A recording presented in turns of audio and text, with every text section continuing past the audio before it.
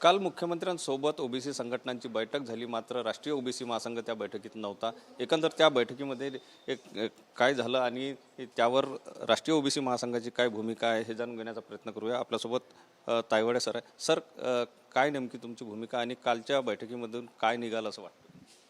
नाही, मी जे बैठक संपल्यानंतर पालकमंत्र्यांनी जे काही पत्रकार परिषद घेतली किंवा आमच्या ओबीसीच्या नेत्यांनी जे काही आपल्या लोकांच्या माध्यमातून सांगितलं, त्याच्यावरून एक निष्कर्ष निघालेला आहे की बैठकीत काहीही झालेलं नाही। यांनी आपल्या शंका कुशंका तिथे मांडल्या, सरकारने त्याचं निराकरण करण्याचा प्रयत्न केला, पण असं कुठलंही ठोस आश्वासन यांना दिलेलं नाही आहे। त्यांची मेन डिमांड ही होती की 2 तारखेचा GR रद्द करा। सरकारने स्पष्ट सांगितलं की आम्ही हा GR रद्द करू शकत नाही, आणि त्याच्यामुळे ज्या अपेक्षेने ही मंडळी सरकारसोबत चर्चा करायला गेली होती ती अपेक्षा काही त्यांची पूर्ण झालेली नाही। कारण सरकार तसं करू शकत नाही हे मी आधीसुद्धा सांगितलं होतं, कारण त्या GRमध्ये नवीन काहीच नाही काय। आणि शेवटी आता त्यांचा निर्णय बहुतेक पुन्हा काल वडेट्टीवार साहेब फोनवर बोलताना त्यांनी सांगितलं मीडियासमोर की आम्ही 10 तारखेचा मोर्चा काढणार। मी त्यांच्या मोर्चाला शुभेच्छा देतो।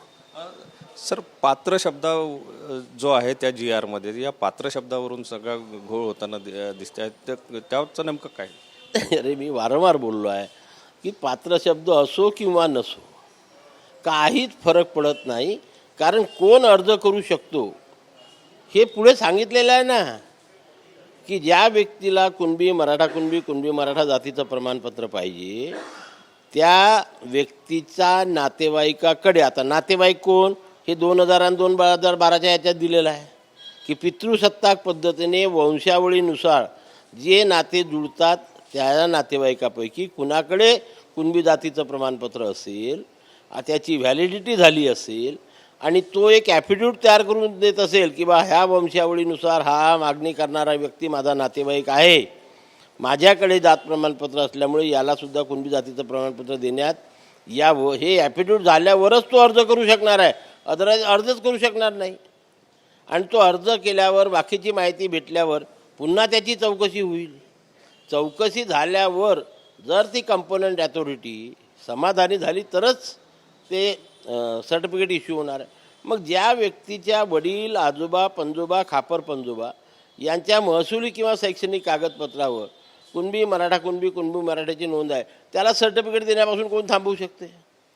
कोणी थांबवू शकत नाही। ज्याची नाही आहे त्याला कोणी देऊ शकत नाही, कारण एखाद्या अधिकाऱ्याने दिली त्यालाही 2 वर्षाची सजा आहे, आणि ज्यांनी चुकीच्या पद्धतीने ते प्रमाणपत्र मिळवलं त्यालाही 2 वर्षाची सजा आहे।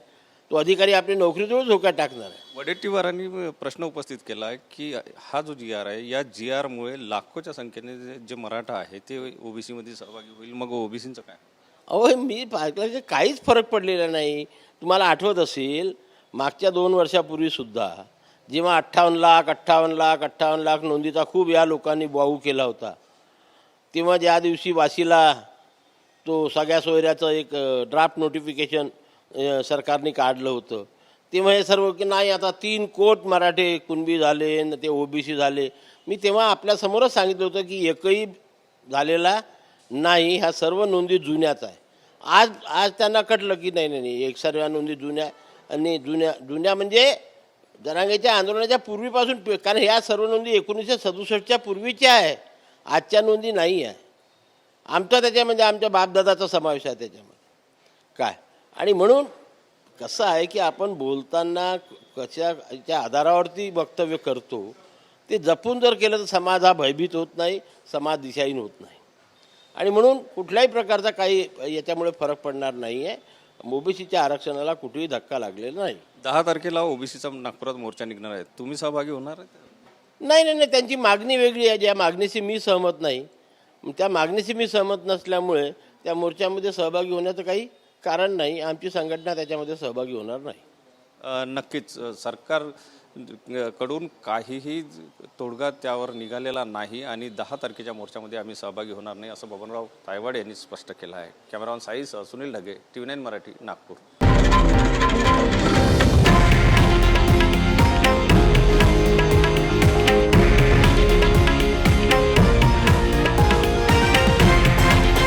हे आहे देशातील नंबर 1 न्यूज नेटवर्क आणि आपण पाहत आहात TV9 मराठी, एकमेव